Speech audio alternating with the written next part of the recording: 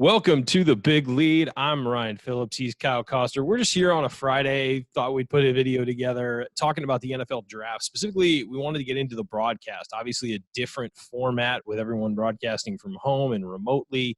Kyle, it felt to me like a normal draft for the most part. I think there were a few little hiccups where Trey Wingo maybe tried to kick to somebody and there was a little stutter. But other than that, I mean, that can happen when the guy's sitting right next to him, too, in the draft. So what did you think of the broadcast? What did you think of the presentation? And it seemed to me it was a little weird at first, but then halfway through, I completely forgot that they were doing it remotely. Yeah, absolutely. I mean, full disclosure, I've been kind of banging the drum saying the NFL shouldn't do this. They should delay it.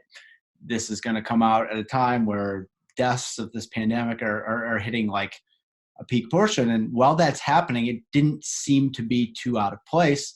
And once we got past kind of like the overwrought thing that the NFL always does, trying to attach itself to any type of like Patriots. It actually felt really normal. Actually, that felt normal, but it was also kind of like it felt overwrought. And it was like, if you're having this because it's supposed to be a distraction, let it be a distraction, right? Don't spend the first half hour on this preamble that makes everybody sad. And again, it's a very tough situation, but again, the NFL put themselves in it.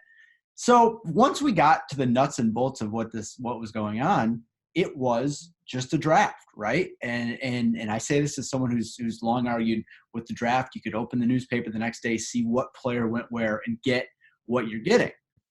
Now, that's just the end thing. Obviously, people like the drama. People like the intrigue. They like the trades. They like all that stuff. And I get that. It's not really for me. But the end goal of finding out what player was getting picked, where they're going, and having that be, okay, well, that's, Chase Young is on the Redskins now, right? That's the reality. Like, you throw away all the frills, and it accomplished the exact same thing. And if anything, for me, it made me really re-examine why they're doing it the way they do it every other year on an annual basis, right? And they've turned it into it's a show, it's a performance, it's entertainment, they've made it a spectacle because it gets ratings, right? And I just wrote something where I was like, look, the NFL is never going to go the other way. But Goodell was interesting in his comments. He said, look, it went off really well, and there's some elements that we did that was nice to see. That he liked seeing the kids in the element with their families and their home situations. He liked seeing the coaches at home with their family. And I think that there will be small little implementations they're going to take from this going forward. And Goodell and the NFL seems interested in doing that. So my big picture thoughts are it was a success.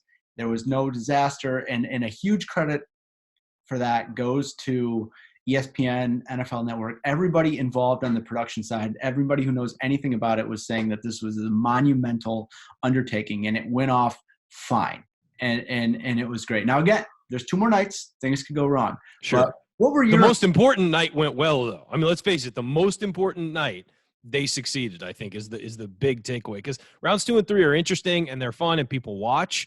And it's a little more freewheeling and it's a little faster.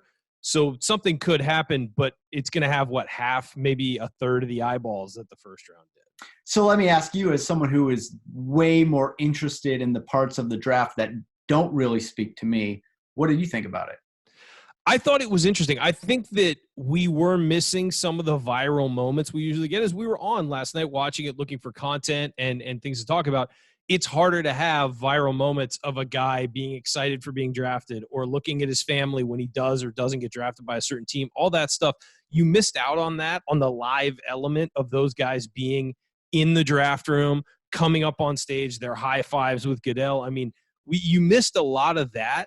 And also that you could tell they pared down communication a bit. After a draft pick, you didn't have an interview with the GM. You didn't have kids sitting in a chair, maybe talking about their family and their lives with a reporter in the room. I mean, so you did miss some of those elements that sometimes create A, drama, B, just great moments, or C, just something that winds up going viral. A kid, talking about whatever in his family that led him to this point. And you might have gotten that with some remote interviews later, but I think that they pared that down just because of the fact that, something could go wrong. It's hard to get everybody adequate Wi-Fi and everything, leading up to this. So I think Joe Burrow is the only guy I saw interviewed yesterday for an extended period of time, and that came by Scott Van Pelt afterwards. So that element was missing. But I think as far as a procedural event, it went pretty well. It reminded me a lot of the baseball draft, the thing that Major League Baseball is trying to do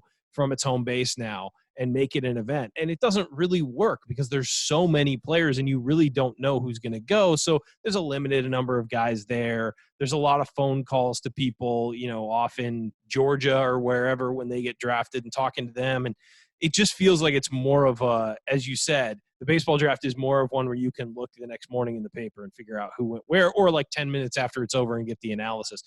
That's what last night felt like a little bit. It was very much procedural. It wasn't an event. It wasn't entertainment.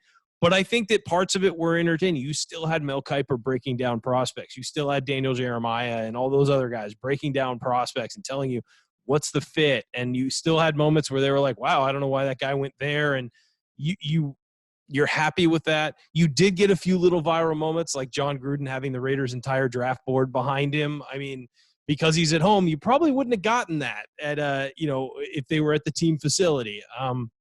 So there were little things, but at the same time, it did feel like it was missing a little element of that kind of spontaneity and those interesting moments that can happen. Yeah, it's really interesting that people were so desperate and hungry for any type of sporting event where the outcome wasn't known already, and it was kind of, I think we were slow to get going.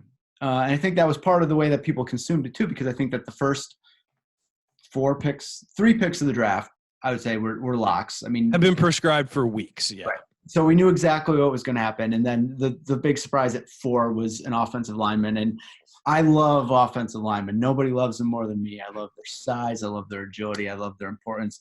They are just not something that's going to get people talking or buzzing. Not sexy.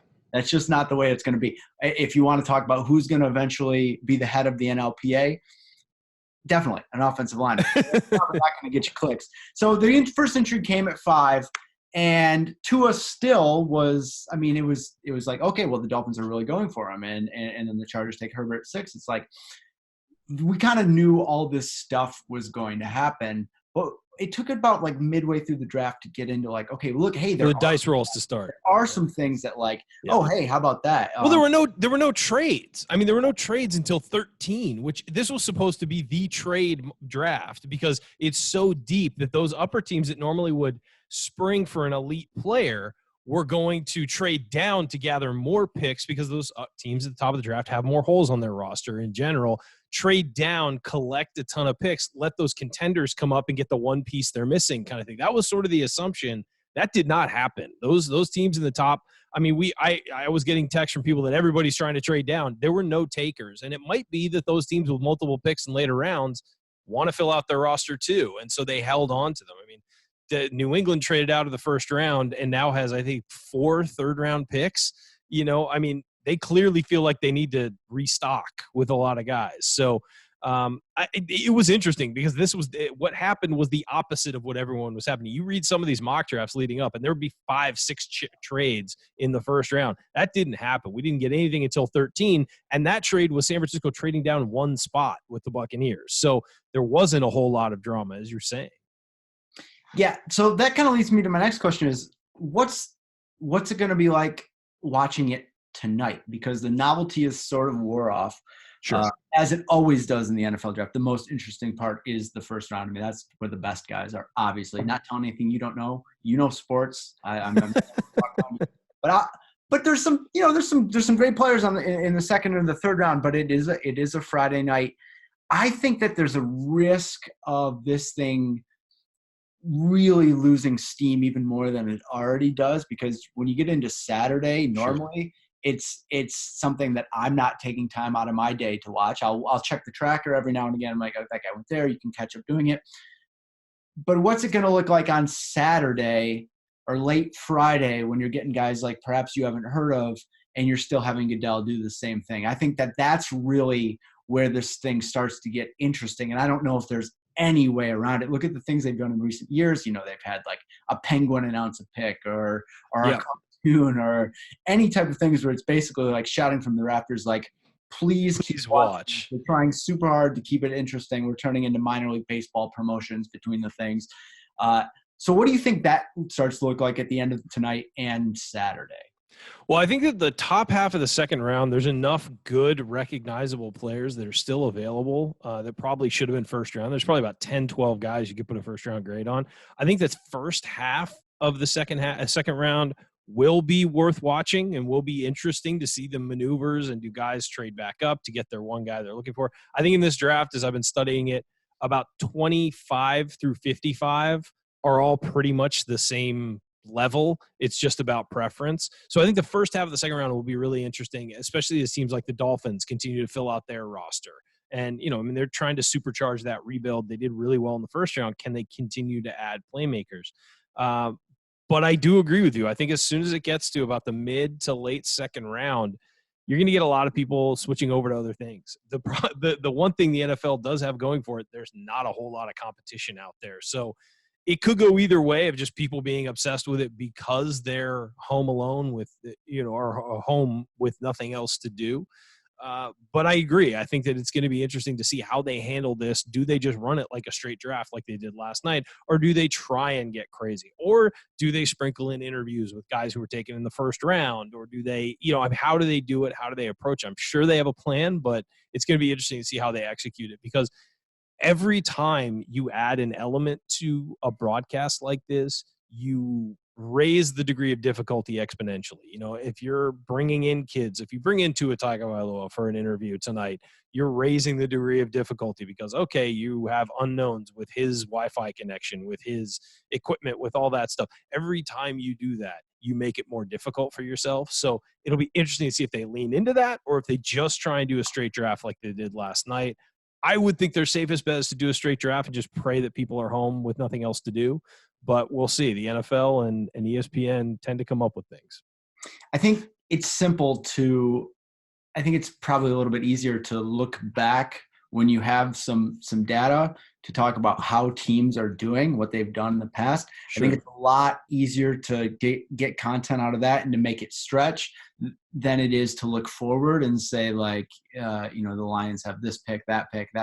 They need this. I think it's a little bit easier once you have few of those pieces on the board to discuss what they've done, because you can talk specifics about the players and start how they fit, all that stuff. It's a little more. Maybe the point to make here is that it will be a blessing for sports fans to have something on their television that they're like, hey, this kind of sucks right now, or I'm a little bored.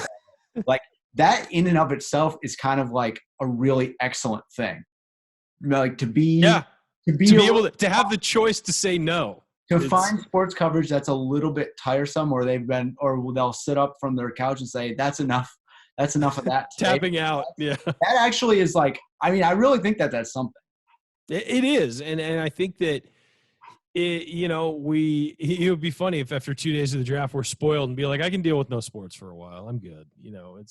But I think that we're lucky that we're starting to get some sports stuff. I know the WNBA draft had great ratings for ESPN last week. You've got, The Last Dance broadcast again on Sunday. You've got the draft this week. You're soon going to have, it appears, Bundesliga soccer. Like, we're starting to get to the point where sports are having real live events. You're going to get some golf coming up. All of that.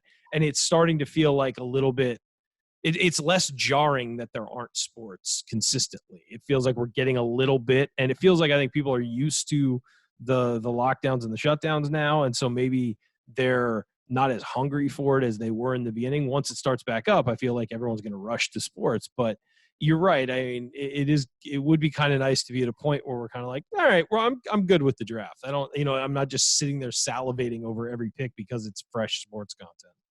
Yeah, we'll see. One of the things that people are not discussing that I find really interesting, and people are going to hate that I say this out loud, I'm not speaking it into existence, but there's a very real chance that sports start up again and then they have to stop.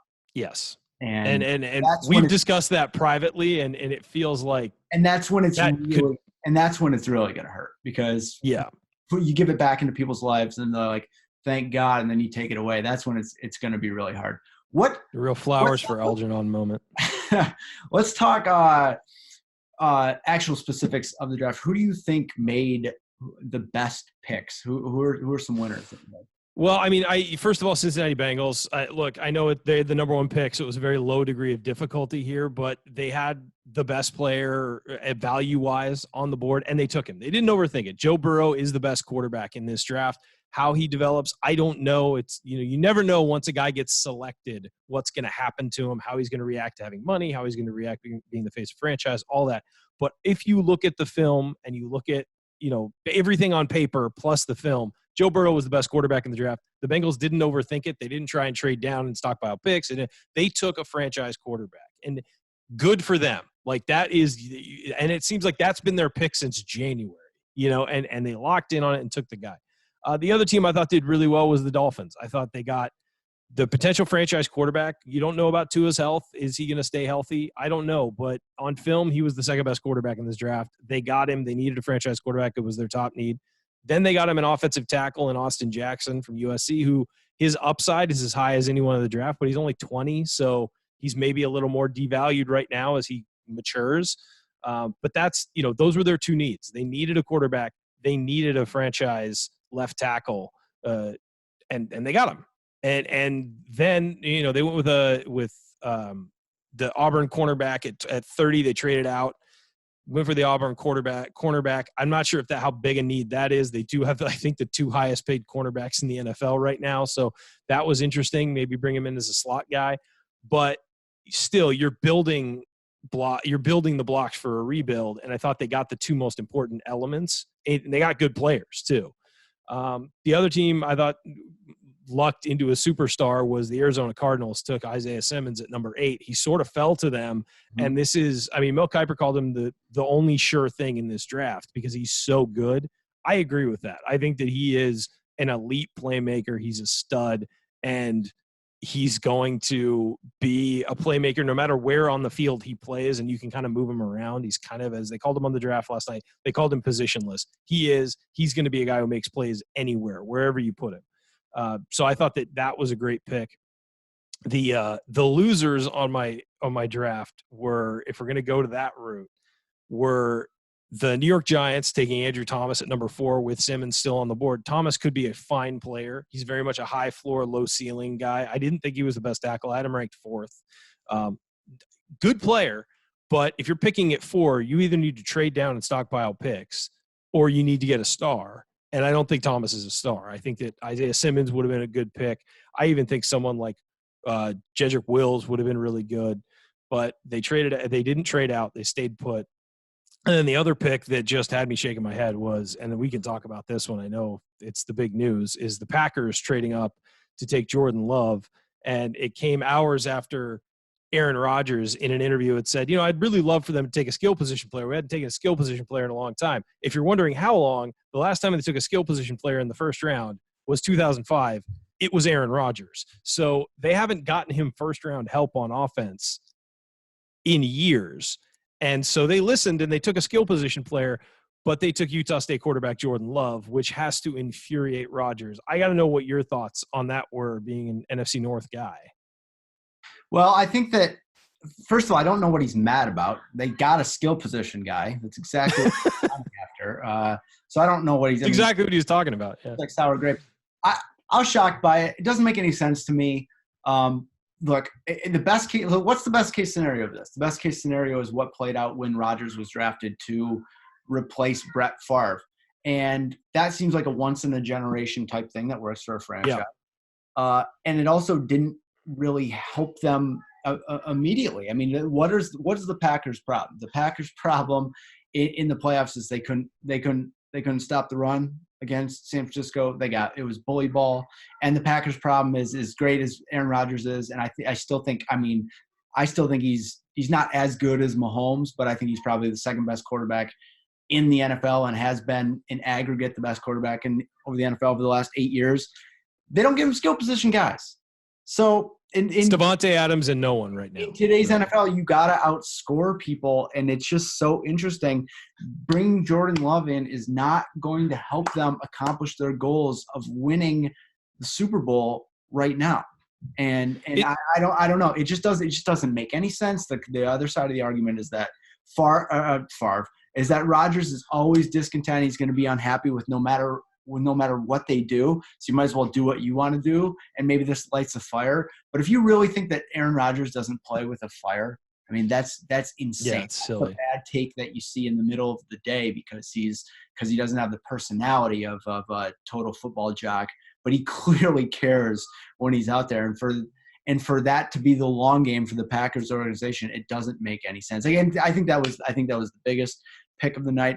I think it's the worst pick because I think that I don't know. It does nothing to make you better. It does nothing. And look, the people forget the Packers went 13-3. It wasn't like they snuck into the playoffs and made a run to the NFC Championship game. It feels like they weren't as good as San Francisco because San Francisco was so good and beat the pants off them in the NFC Championship game. But they were 13-3, and you just sent a message to that roster that we're not going to get you anything to make you better, maybe put you over the hump. We're going to go for a long-term building block. When there are still first-round grade wide receivers available. There are still some offensive linemen available that could give you some depth. There are still defensive linemen, linebackers, whoever that can help that run defense. They lost a couple guys this offseason. There are guys available that can help you. And so, it is a puzzling pick. I agree with you, Kyle. I think it was the worst pick of the night. I thought it was the most shocking. That was the drama we were looking for. We got it at 26 when they traded up. They didn't just get him. They traded up to get him and gave up a pick. So anyway, that was the end of our, list of things to discuss. Thanks for tuning in, guys. Thanks for watching. We just wanted to roll a quick video on a Friday, talk about the draft. So appreciate you guys tuning in. We'll be back next week with some more of these. And probably one to wrap up the draft and talk about the coverage on Monday as well. So thanks, guys. Hope everyone has a great weekend. Stay safe out there, and we will talk to you soon.